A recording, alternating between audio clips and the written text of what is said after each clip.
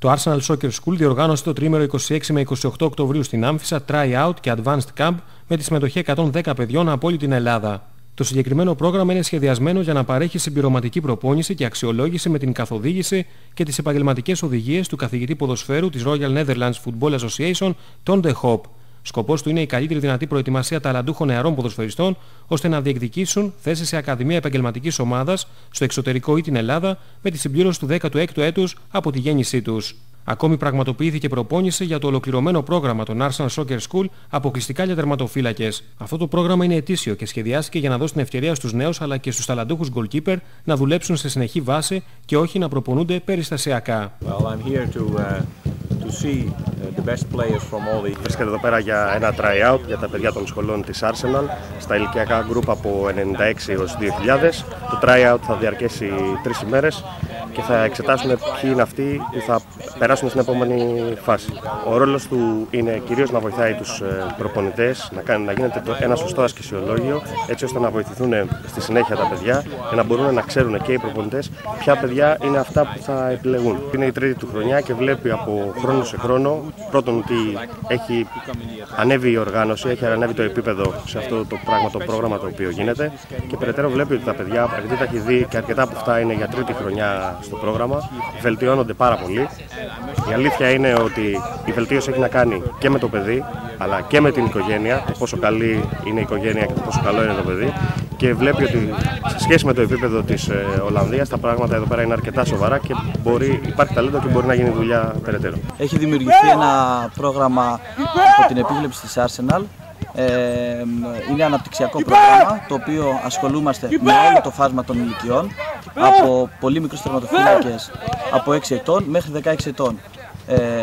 Έχουμε βγάλει ένα συγκεκριμένο πρόγραμμα το οποίο αφορά κυρίως την τεχνική του τερματοφύλακα, την ειδική φυσική κατάσταση και την τακτική του. Σε κάθε group, κάθε ηλικία έχει τις δικές της ανάγκες και έχουμε συγκεκριμένες απαιτήσεις από την εκάστοτε ηλικία.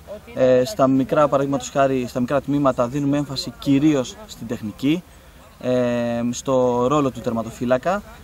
Ανεβαίνοντας στα τμήματα, τότε ανεβαίνουν και οι απαιτήσεις και οι επιδόσεις που πρέπει να έχουν οι τερματοφύλακες μέσα από τα αγωνιστικά παιχνίδια. Οπότε διαφοροποιείται τελείως το πρόγραμμα και έχουμε για κάθε πρόγραμμα διαφορετική προσέγγιση όσον αφορά και την εκπαιδευτική φιλοσοφία αλλά και την προπονητική βαρύτητα. Η Arsenal έχει ρίξει μεγάλη βαρύτητα στους τερματοφύλακες. Είχαμε μια τεράστια επιτυχία πέρσι. Ένας τερματοφύλακας μέσα από τα προγράμματα αυτά, τα αναπτυξιακά προγράμματα, συμφώνησε με την Arsenal στο Λονδίνο, υπέγραψε επαγγελματικό συμβόλαιο, έτσι ώστε με αυτόν τον τρόπο η Arsenal έχει δώσει μεγάλη βαρύτητα στους τερματοφύλακες, γιατί πιστεύει σε εμάς, πιστεύει στην Ελλάδα, πιστεύει στο ταλέντο που υπάρχει εδώ πέρα και μέσα από αυτά όλα τα προγράμματα ελπίζουμε να έχουμε καλύτερα και περισσότερα έτσι ωφέλη. Αυτή τη στιγμή έχουμε κάποια προγράμματα, τα advanced τα λεγόμενα, είναι παιδιά επιλεγμένα από τις σχολές μας. Και ο λόγος που είμαστε εδώ είναι για ένα τρίμερο camp που βασικά τα παιδιά μαθαίνουν όλες τις αρχές του ποδοσφαίρου. Έχουμε ό,τι καλύτερο αυτή τη στιγμή, ειδικά 99 και 2000, 98 και 97 γεννηθέντες νεαρούς παίκτες που μαθαίνουν τα μυστικά της μπάλας. Είναι ένα πλούσιο ασκησιολόγιο, είναι γεμάτο από αγωνιστική δράση. Ευελπιστούμε ότι στο τέλος θα πετύχουμε κάτι καλό για αυτά τα παιδιά που πιστεύω να έχουν την ανάλογη εξέλιξη.